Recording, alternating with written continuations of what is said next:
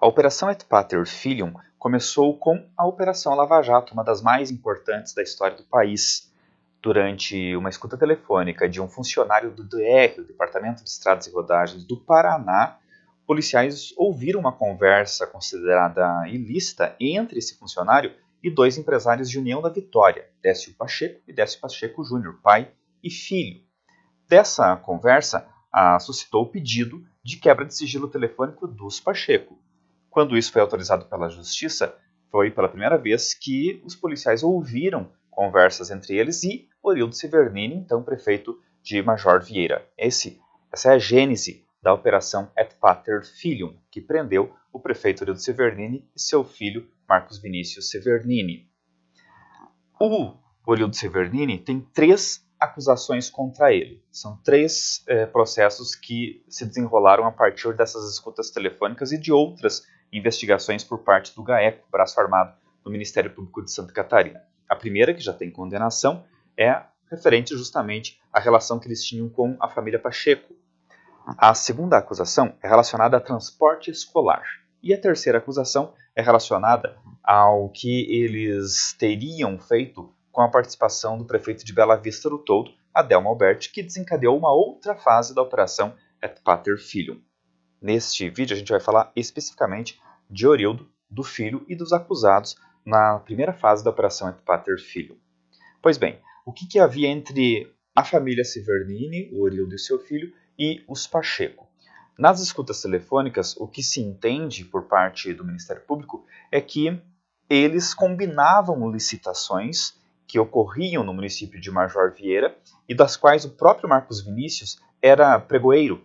E aí, então, as empresas dos Pacheco venciam esses processos licitatórios e pagavam propina para o Marcos Vinícius e para o Orildo.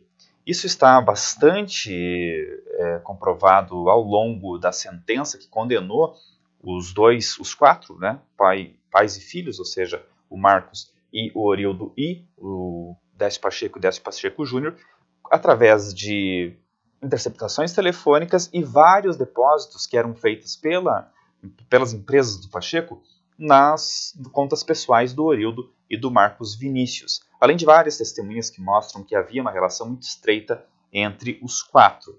Dessa fase da Et Pater Filium, houve condenação, então, para os 4. O Orildo foi condenado a 57 anos de prisão, o Marcos Vinícius a 41 anos de prisão e tanto o Décio Pacheco quanto o Décio Pacheco Júnior, cada um 53 anos de prisão. Contudo, os únicos presos são o Orildo e o Marcos Vinícius. O Décio pai e Décio filho ganharam o direito de recorrer em liberdade. Essa foi uma das fases. Aí veio então a questão do transporte escolar, que ainda não tem sentença.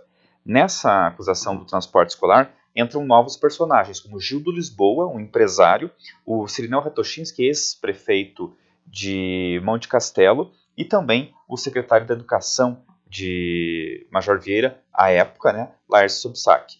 A acusação aqui é a seguinte: de um esquema liderado pelo Gildo e pelo Cirineu para vencer licitações fraudadas em Major Vieira, principalmente relacionadas a transporte escolar.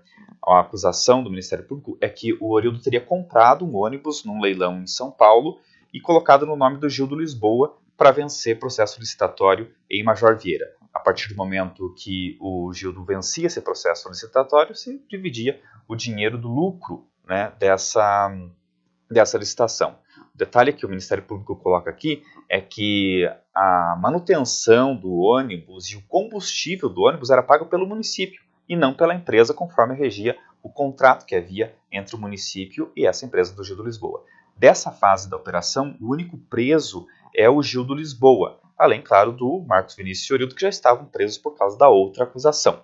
E aí entra uma terceira acusação, essa envolve Bela Vista do Toldo, envolve o prefeito Adelmo Alberti, mas isso eu explico no próximo vídeo.